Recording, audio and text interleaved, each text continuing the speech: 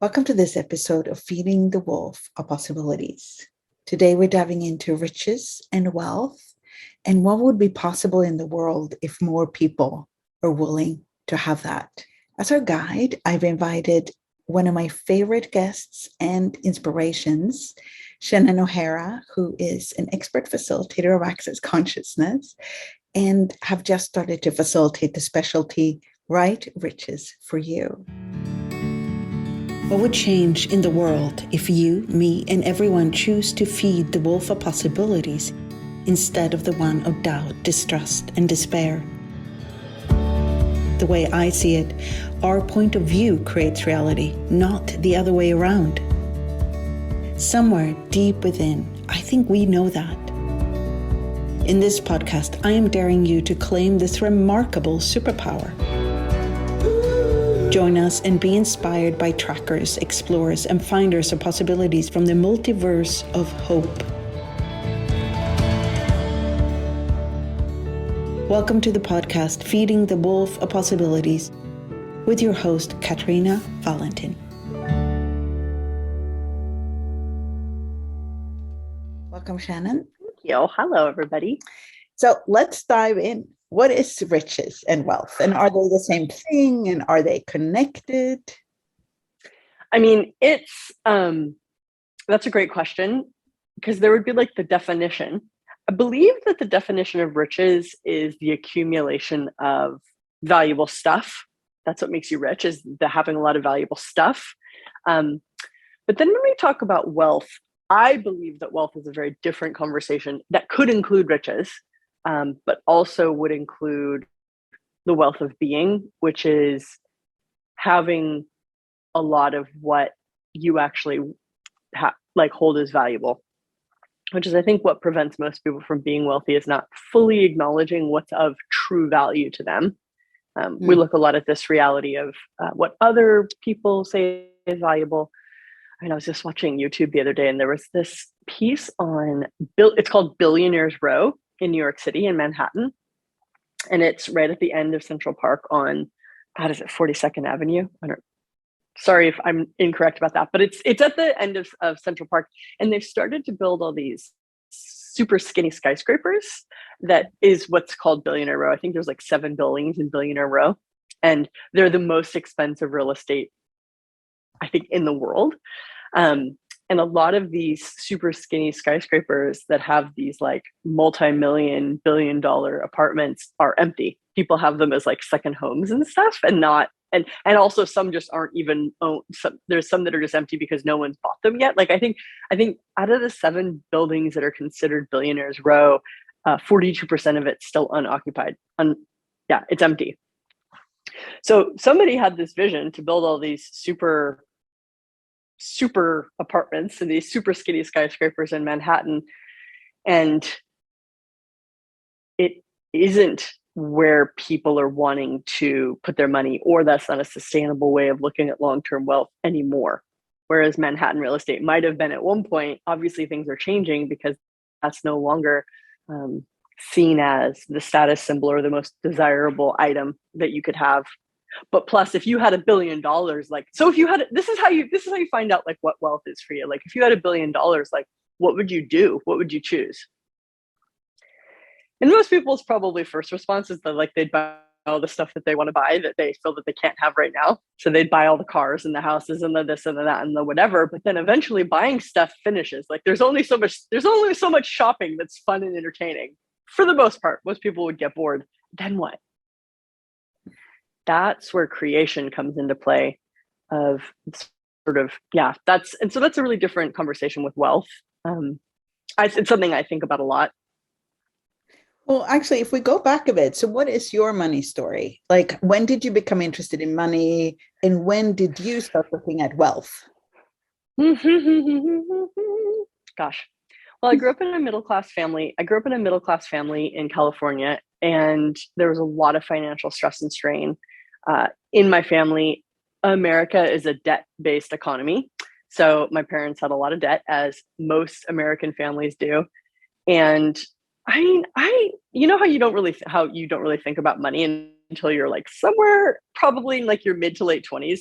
I realized that I was financially supporting myself I think it was in my early 20s when I had paid for the dentist myself for the first time. And I went, wow, how'd that happen? How'd I get to this point? How am I I'm paying for the dentist myself? And then I had to ask myself the question. I was like, well, do I want to go to the dentist? Like, if I'm paying for it, do I want to do it? You know? So that was like the first time as a young adult realizing that I was now financially supporting myself. But it took me a long time to get to where I am now, which is in a very financially advantaged place in one way. Anyways, we'll get there in a later maybe. But I mean, I had a lot of credit card debt as a young adult in America. They give everybody credit cards. And so I was really digging myself into debt and sort of like avoiding my life and I remember at one point I had this credit card debt that felt too big for me to deal with. It was insurmountable to me.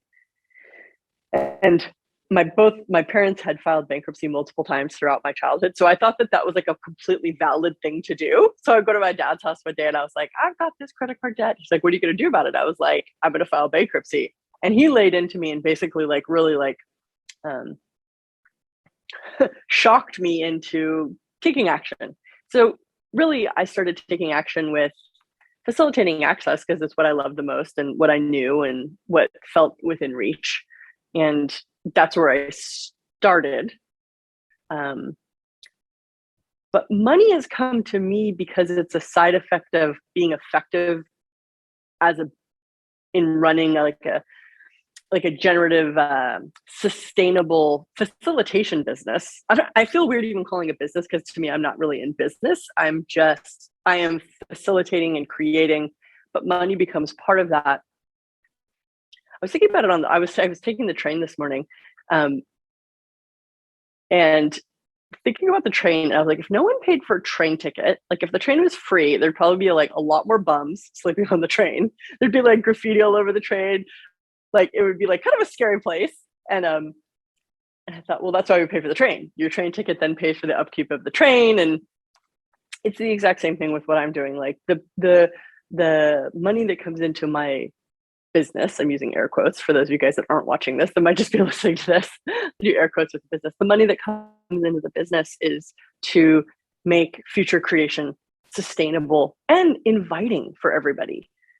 It's really hard to keep going when you're not supported. So,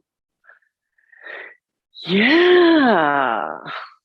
Well, I would say that you're also willing to receive a lot more than most of the people that I know, actually. So could you talk a little bit about that and how that actually comes into the money part?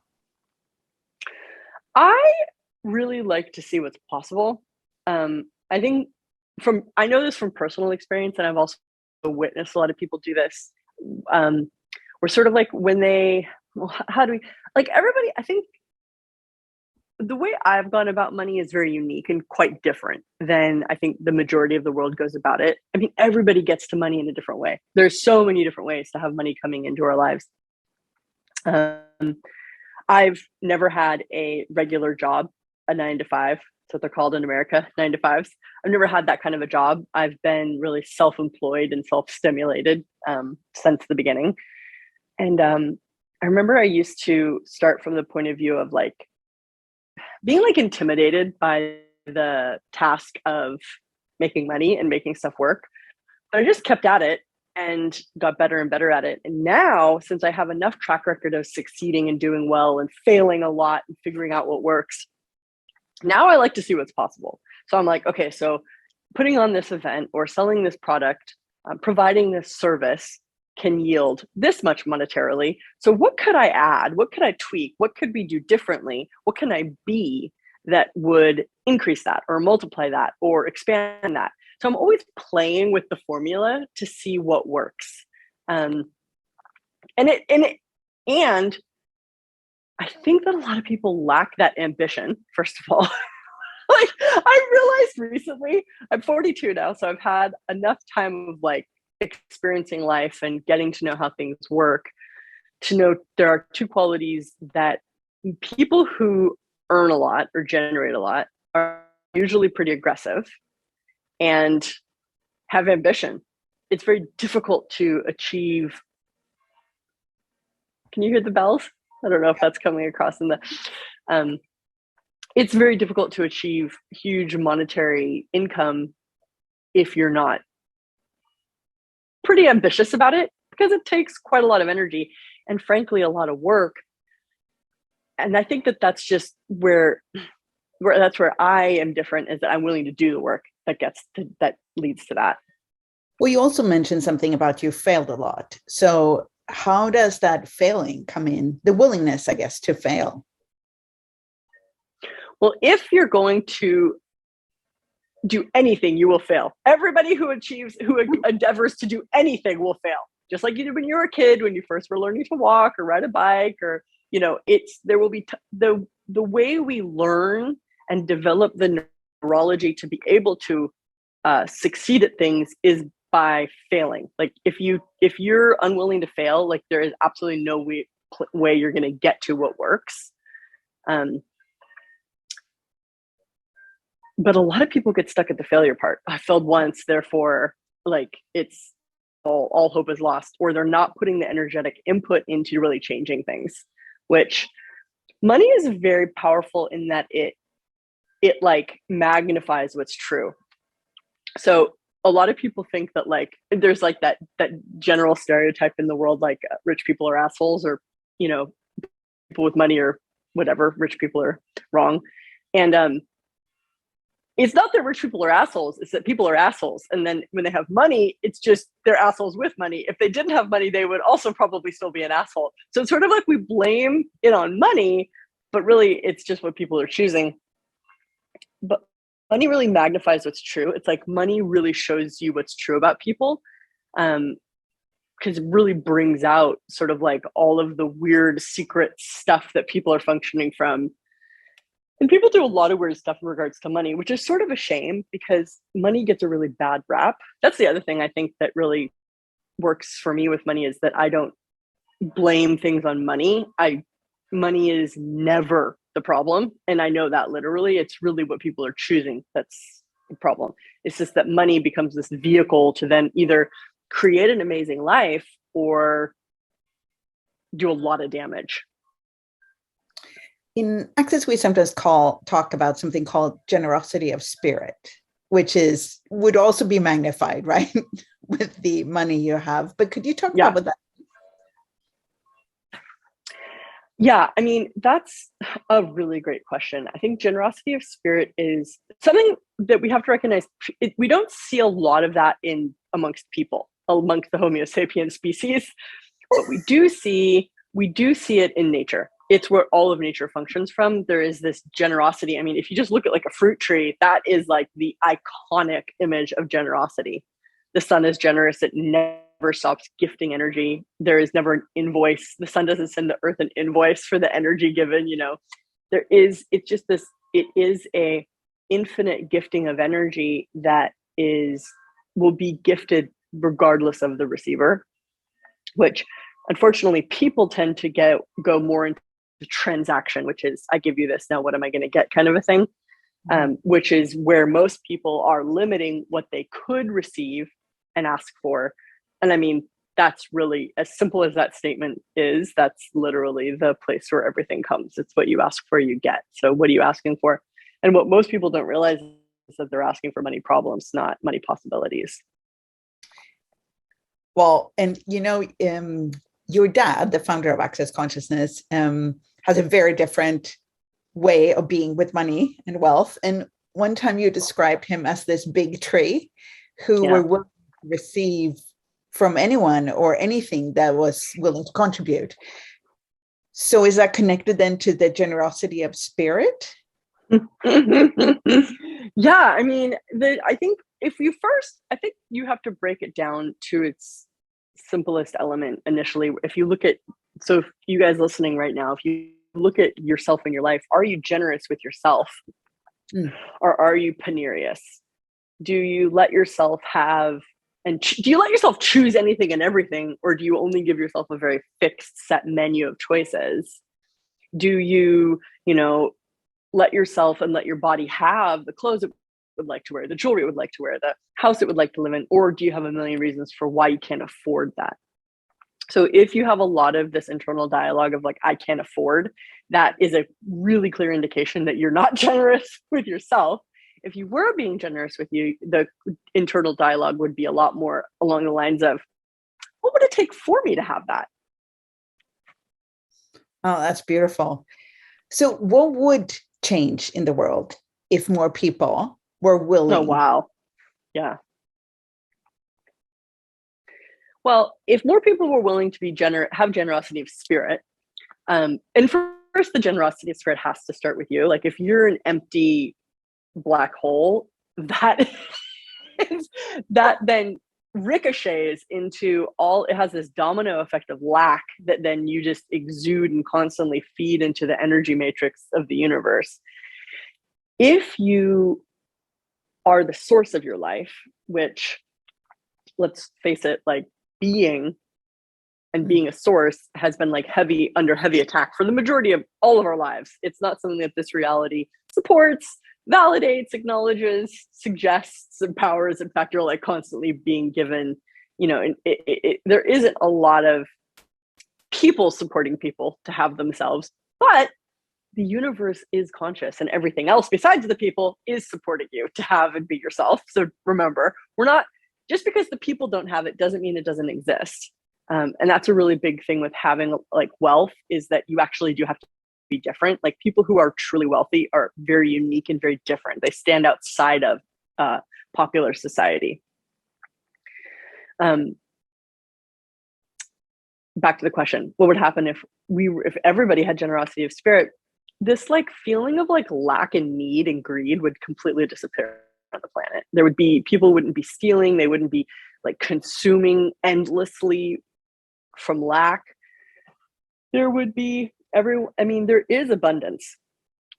There is great abundance. I mean, literally the source of energy that the sun alone is immeasurable. There is, and the earth is more than capable of sustaining even the billions of people that walk upon it today.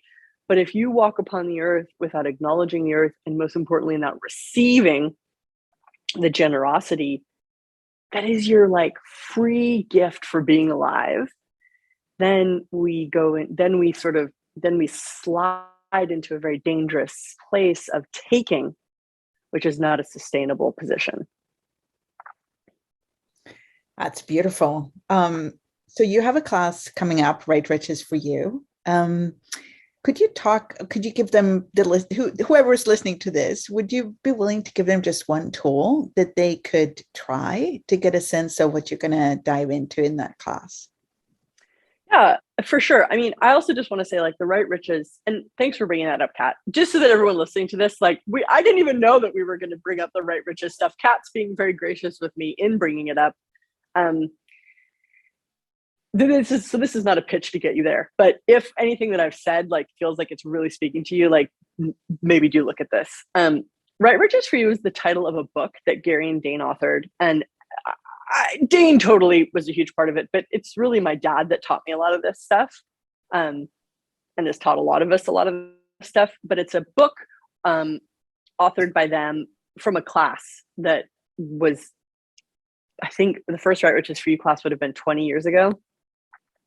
19 years ago, something like that. Anyways, it was the really big turning point for me. What I didn't mention earlier about growing up and having a credit card debt was I was a super righteous hippie and I hated money. I hated society. I wanted to get out of society, like get me out of this reality. I was doing everything I could to not have to be part of a world that I wasn't having an easy time with. And in that process, I forsook a lot of stuff, and money was one of them. And I really thought that money was what was destroying the world. I saw people doing insane things in the name of money. And I was like, well, money must be the problem. Like at that point, I hadn't connected the dots that it wasn't the money, it was the people that were making the choices.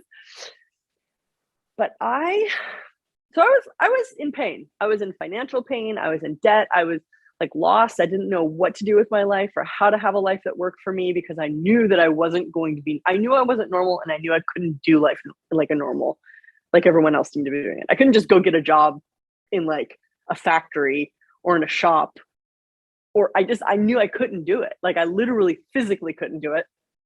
And I was a really creative humanoid. I tried a million different, I was a nude art model. I was a Pilates instructor. I tried a bunch of stuff. I was like, anything I could do. I could like walk, I walked dogs. Anything I could do to like hustle up money. Like, I'll give it a go, you know?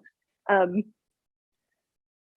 I remember that Right Riches class, it was like my complete point of view about how to have money in my life was, revolutionized to the point where